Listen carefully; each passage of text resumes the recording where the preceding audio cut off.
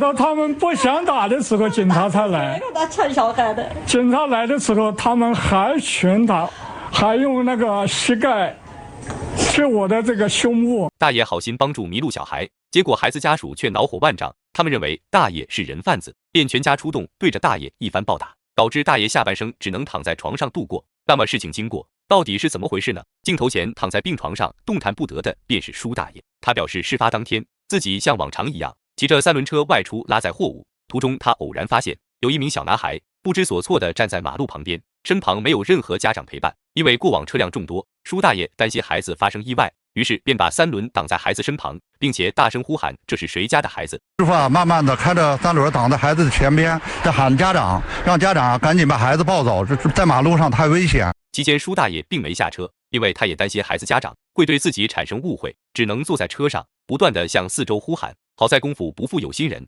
孩子母亲匆匆赶来，没有留下一句感谢的话，就抱着孩子扬长而去。大爷内心虽然有些失落，但想到孩子只要没有危险，就比什么都强，随后便发动车子离开现场。然而让他万万没想到的是，后方突然冲过来一帮人，把他的车子团团围住，其中一名壮汉二话不说就把大爷拉下车子，开始对着大爷施加拳脚，嘴里还不断喊着人贩子不得好死。舒大爷本想解释，奈何对方根本不听解释，反而拳头的力道更加凶猛。当大爷家属赶到现场时，舒大爷已经被打得满脸是血，手上全部都是血，肩上身上全部都血糊了，手上全部都是血。我靠哥，怎么这样的人怎么这么残忍，打得这样？事后家属立即把大爷送往医院，虽然没有生命危险，但情况还是不容乐观。总共13根，这边5根，左边是8根，另外这肩膀这上面粉碎骨折。家属甚至还发现大爷左脚有一处刀伤，显然在冲突中打人者还动起了刀子。而对于身体上的疼痛，大爷更多的是倍感寒心，他不明白自己为何做了好事却还要被打。我们做出了巨大的贡献，反而遭到了这样的下场。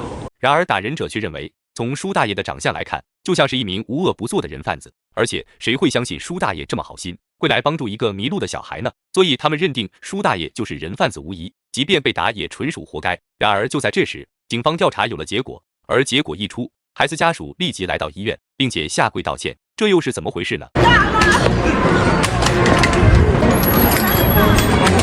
打到他们不想打的时候，警察才来。他抢小孩的。警察来的时候，他们还拳打，还用那个膝盖去我的这个胸部。大爷骑车途中发现迷路男孩，以防男孩发生意外，他便把车挡在男孩身旁，并且大声呼喊男孩家长。然而家长见此情况，却把大爷当成了人贩子，于是全家出动，把大爷打到全身多处肋骨骨折，肩膀更是被打到粉碎性骨折，落下终身残疾。即便是这样，打人者还不解气，出言辱骂大爷不得好死，被打也纯属活该。舒大爷见自己做好人好事，却落到这番田地，他的内心就像针扎一般，痛到深处不自主地落下眼泪。好在警方通过调查监控以及深入调查，还给了舒大爷一个清白。了解了这样舒师傅的情况，舒师傅应该是一个不具备抢那个孩子的人，不具备抢孩子的条件。事后大爷家属义愤填膺，决定把打人者告上法庭，让他们对自己不识好人心，并且随意殴打老人的行为付出代价。而这些打人者也很快被警方拘留。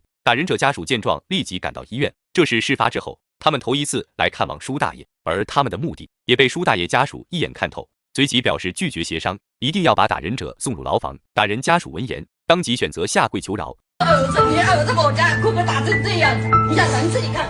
我接受不了，小妹，我不接受。法律公道，我会不会放人？舒大爷家属态度坚决，无论如何都不会出示谅解书。就这样，在法院宣判下，打人者陈某和吴某以故意伤人罪被判处8年监禁，并赔偿舒大爷各种人身费用。